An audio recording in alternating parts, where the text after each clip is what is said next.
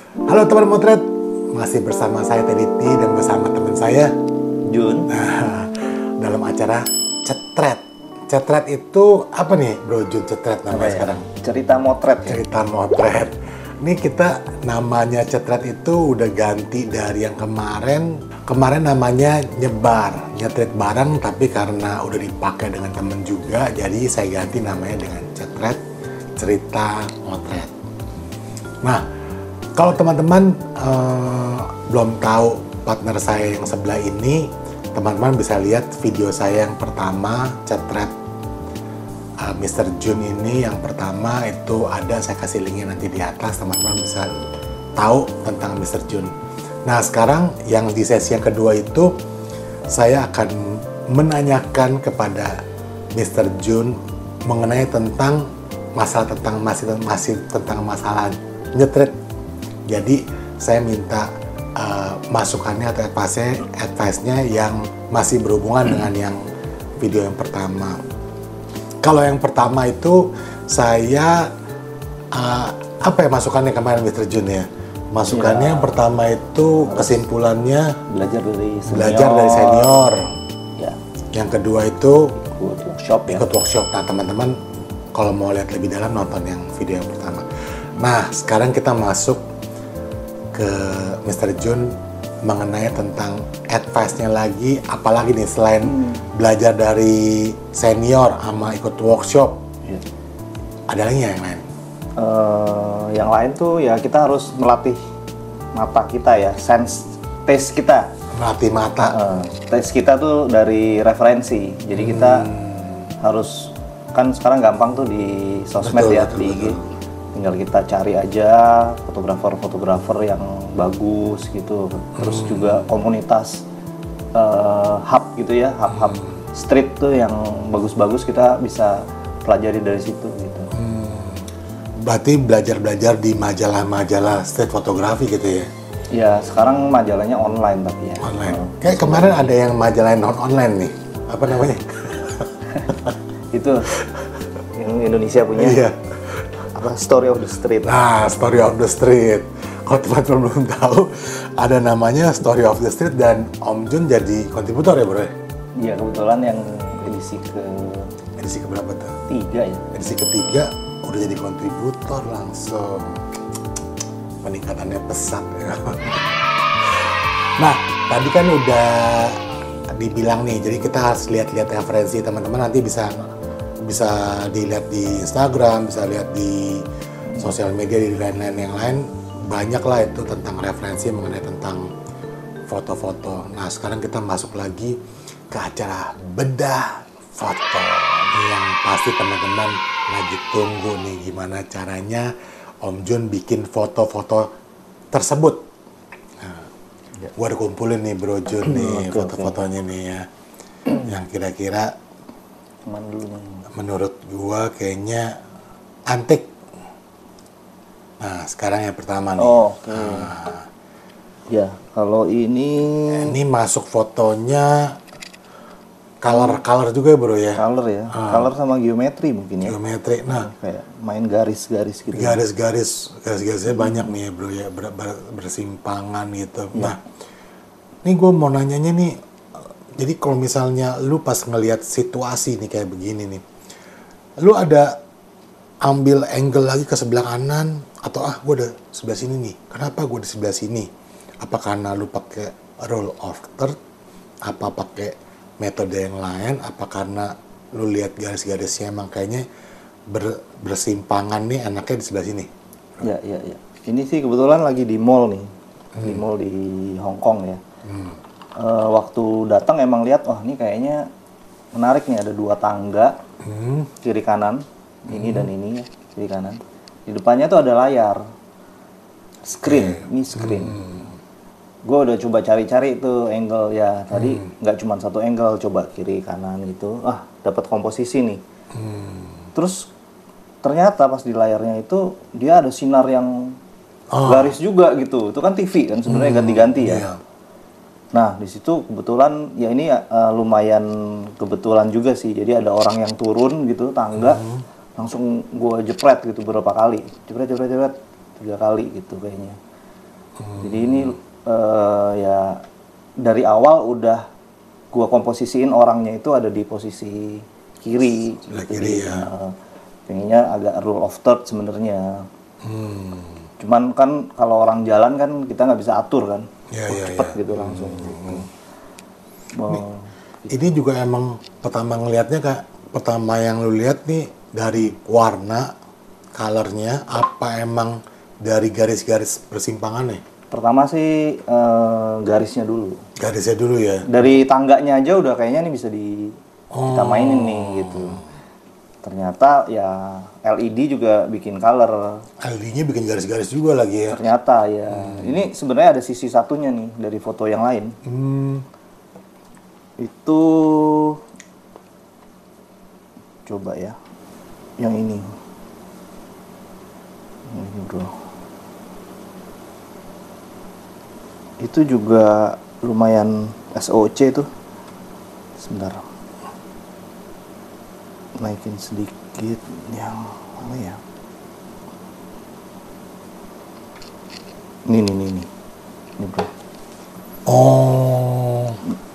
Jadi di sisi satunya itu dia tangganya eskalator. Tapi sama di belakangnya tadi. Ini layarnya sama nih layarnya. Beda dia sisi yang sini. Oh, bukan layarnya tuh ya. Pertama malah yang ini dulu sebenarnya. Nah yang ini kita lihat loh layarnya kayak menarik nih, bisa bikin ini pakai, orang siluet. pakai handphone nih bro? Apa pakai kamera? Ini pakai apa ya, lupa loh. Pakai kamera kayaknya. Pakai kamera. Pakai kamera ya. Mantep banget. Jadi kalau yang di mall ini kebetulan memang yang daya tariknya juga warna-warnanya sih kalau yang ini. Karena atasnya tuh ceilingnya juga ada dot-dot gitu ya. Mantep banget. Ceilingnya punya motif juga, punya pattern, terus eskalatornya ada lampunya. Kalau ini udah kepikir, wah ada layar, kita bisa main siluet nih kayaknya. Si orang lewat nih, tinggal nunggu aja beberapa kali foto orang yang lewat. Gitu. Nah dari sini baru yang lanjut yang tadi. Iya. Gitu. Yang tadi tangganya nggak nyala, tangga manual.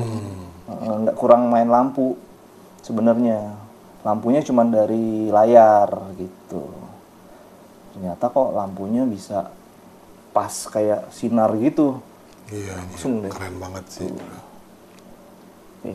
Nah, kita lanjut nih ke foto yang kedua. Ya. Nah, foto yang kedua ini nih bro. Oke. Ya ini juga sama sih di mall. Di mall, berarti anak mall ya? Itu juga karena jarang nyetrit ya. Jadi sambil ngurus anak. Sambil ngurus anak, bener. Biasanya jalannya ke mall gitu sambil pakai HP gitu. Memang kalau ini mall di Hong Kong juga.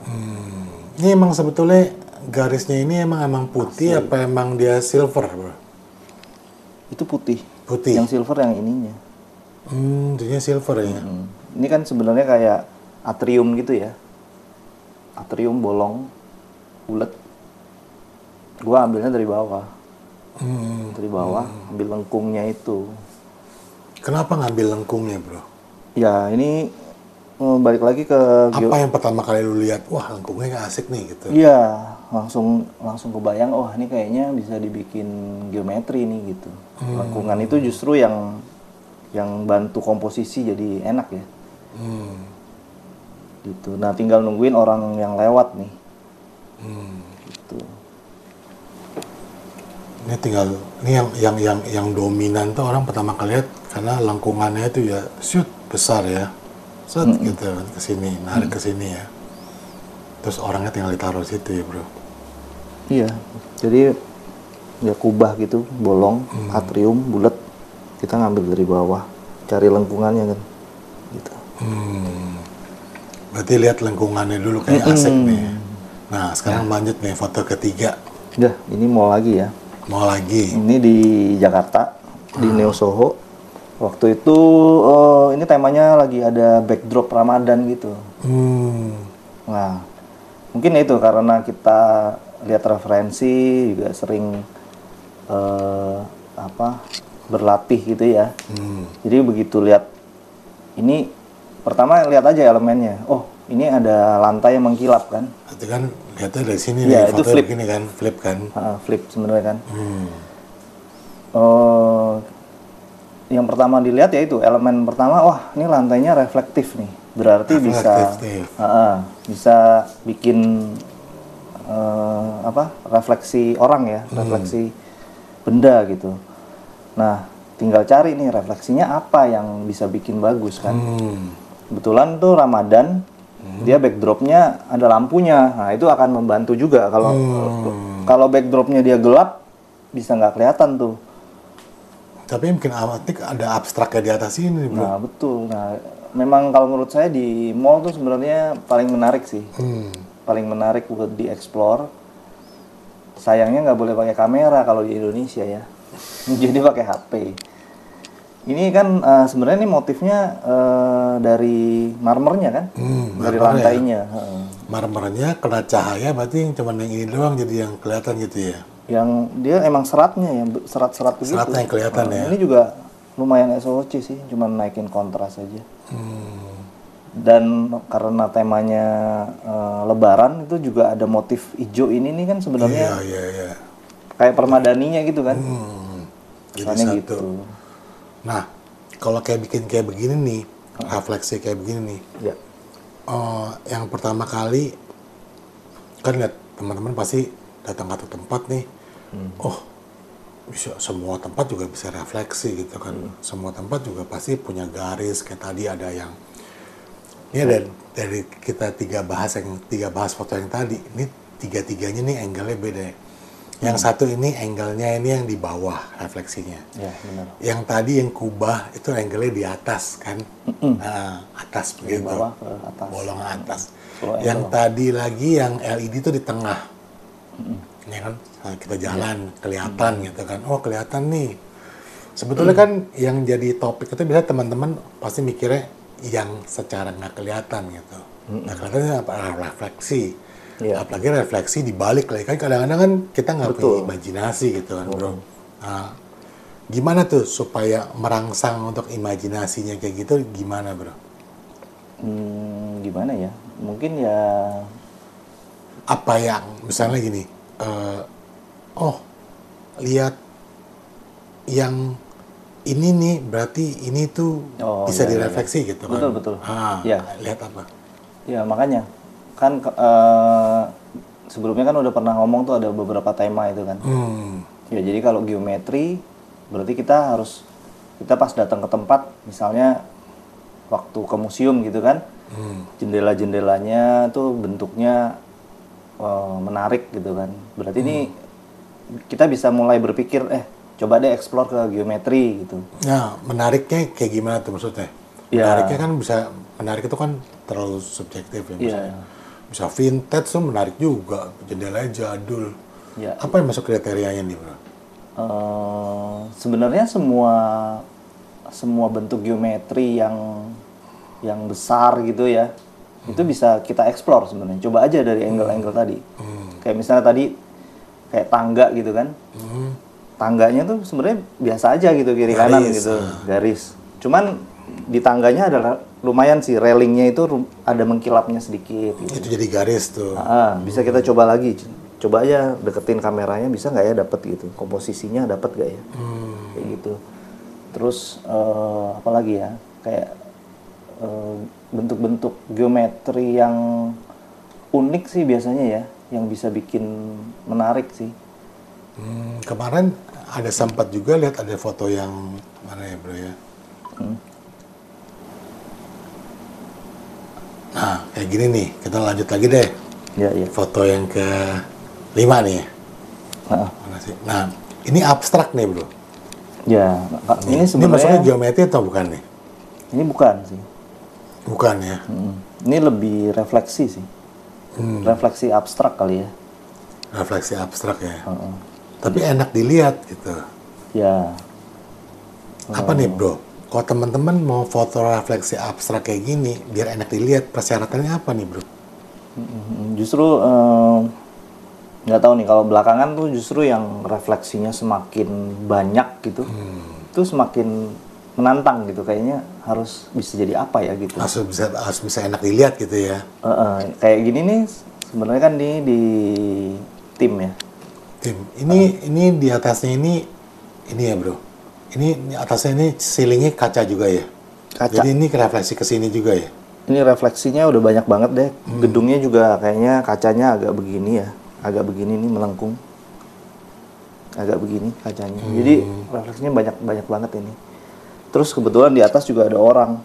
Jadi bisa dapat berapa orang nih? 1, 2, 3, 4, 5. Ini refleksi ke sini apa? Ini refleksi emang tembus ada orangnya gitu? Itu kayaknya ada orang di atas, jadi ke refleksi. Nah, biasanya kalau ada refleksi yang banyak gitu, kita coba aja cari angle-nya kira-kira bisa yang clear kemana ya gitu. Kalau terlalu rame juga, jadi kurang ini ya, kurang menarik gitu, kayak nggak ada point of view-nya gitu. Nah, teman-teman mungkin mau tahu nih syarat-syaratnya untuk foto refleksi apa? Cahayanya cukup, kan? Objeknya clear nih, jadi teman-teman bisa tahu nih maksudnya clear tuh apa bro? Kalau bisa jangan nabrak dengan background yang belakangnya, jadi kontras dengan backgroundnya. Tidak terdistract ya maksudnya ya, nggak ada yang maksudnya ada kayak ada orang satu belakangnya ada orang lagi, itu kan menumpuk kan? Ya itu numpuk nggak boleh. Terus juga ada orang lagi, terus barang lain terlalu, misalnya dia gelap gitu, terus belakangnya gelap lagi, itu kan gesturnya jadi bentuknya kayak bukan berbentuk orang ya. Itu juga nggak termasuk clear gitu ya. Jadi kalau clear shape-nya berbentuk orang ya bro, biar teman-teman tahu jadi clear. Nah, abis itu syarat-syaratnya apa nih? Maksudnya apa? Cahayanya bro, apa orangnya harus di depan cahaya yang lumayan bikin diri jadi siluet gitu bro. Nggak, itu bisa dua-duanya. Bisa dua-duanya. Kadang-kadang malah bisa dimainin kayak berlayer gitu. Ada orang yang di depan, ada orang yang di belakang. Itu akan menjadi komposisi yang menarik gitu. Nggak cuman flat satu sejajar gitu kan. Kalau mau main banyak refleksi bisa aja ada yang besar, ada yang belakang kecil gitu. Kayak ini kan contohnya kan kayak ada berapa layer ya? Berapa layer ya? Orangnya kan banyak kan? Banyak depan, belakang, samping, nggak bertumpuk.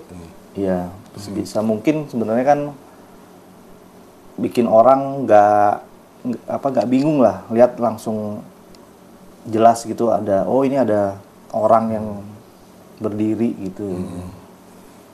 Gitu sih. Yang lucunya sih walaupun dia abstrak ya, tapi dia berbentuk gitu. Berbentuk.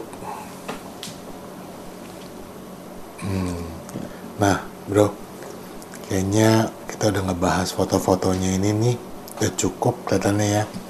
Nah sekarang kalau dari Bro Jun buat advice-nya atau buat pesan buat teman-teman yang baru mau terjun di street fotografi apa nih bro? Ya itu pokoknya harus terus berlatih sih, maksudnya jangan berlatih. Jadi sering hunting. Ya dari sering hunting itu nanti kita bisa, mata kita peka gitu, jadi tahu kayak tadi tuh misalnya, oh ini ada geometri, bisa kita geometri ini gitu. Ada refleksi. Jadi sekarang agak-agak ini juga kan, setiap refleksi kayaknya pengen nempelin kamera gitu.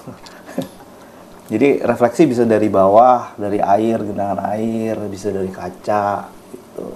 Terus juga kalau ada backlight misalnya, bisa kita bikin siluet gitu. Terus yang penting juga itu kalau membuat layout sebisa kalau saya ya, maksudnya nggak ngajarin, saya sukanya yang clean sih.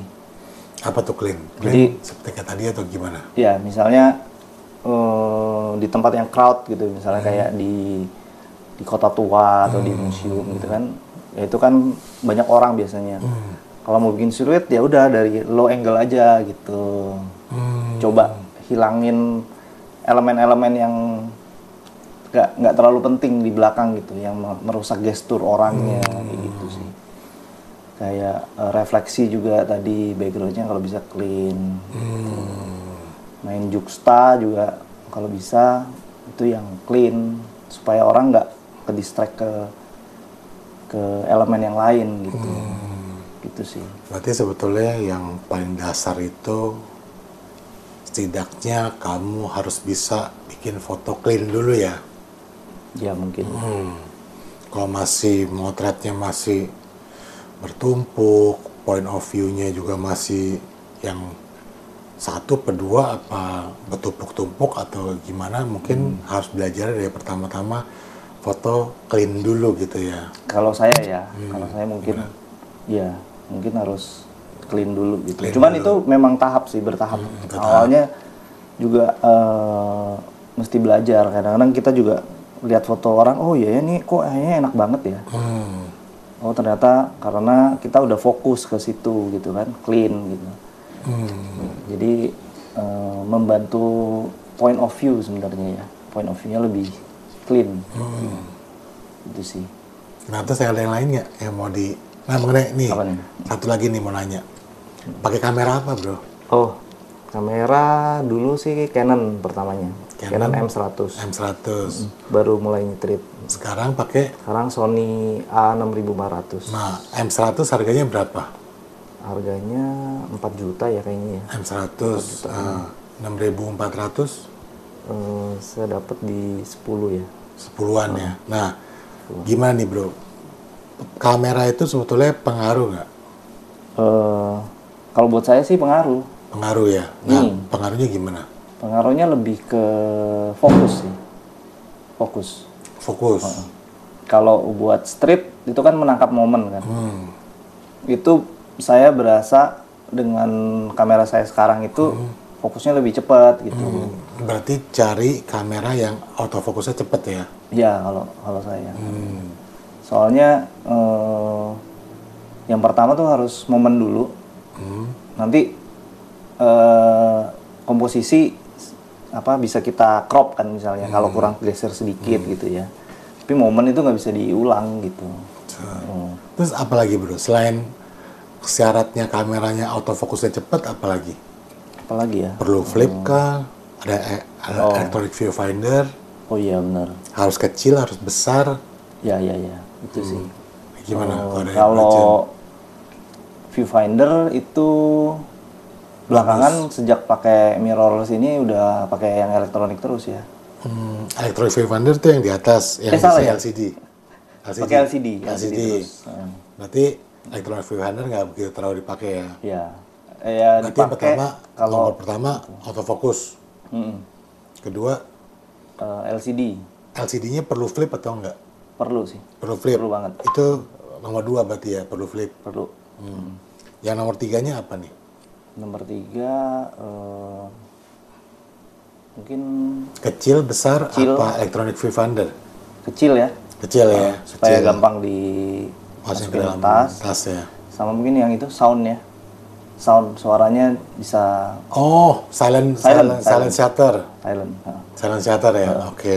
Silent shutter masuk urutan berapa nih? 3. Kecil kan ketiga tadi ya. Keempat silent shutter. Oh, silent shutter. Jadi pertama tetap autofokus ya. Autofokus yang cepat itu nomor 1. Satu. Yang kedua itu LCD flip. Flip. Yang ketiga itu tadi kecil. Ya. Yang keempat silent shutter. Silent shutter. Oke, sip. Itu ciri-ciri yang mantap semuanya. Oke, teman-teman, terima kasih yang udah nonton video ngobrol bareng dengan Mr. Jun di acara Cetret. Teman-teman yang nanti mau ikut, saya nanti mau bikin acara semacam hunting bareng nih teman-teman. Nama huntingnya nanti, nama grupnya mungkin kita bikin namanya Cetret, dan nanti Om Jun juga akan bantuin saya juga. Kita mau bikin hunting-hunting bareng sama-sama ya Om Jun ya. Oke, boleh.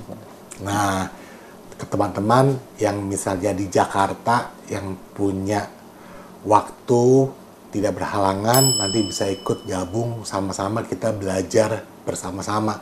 Saya belum kapasitasnya untuk ngajarin sih teman-teman, tapi saya mau berbagi, kita jadi bisa pergi bareng, lokasinya nanti kita kasih tahu, dan saya berharap nanti kalau saya bikin, teman-teman bisa ikut dulu di kelompoknya atau di komunitasnya dulu, teman-teman. Oke teman-teman, nanti mengenai tentang grupnya, nanti akan saya shout out lagi di kolom komentar atau nanti di kolom YouTube, teman-teman. Jadi teman-teman bisa pantau terus di YouTube saya. Dan teman-teman jangan lupa add Instagramnya fotojun.id. Terima kasih teman-teman. Thank you. Tentang door.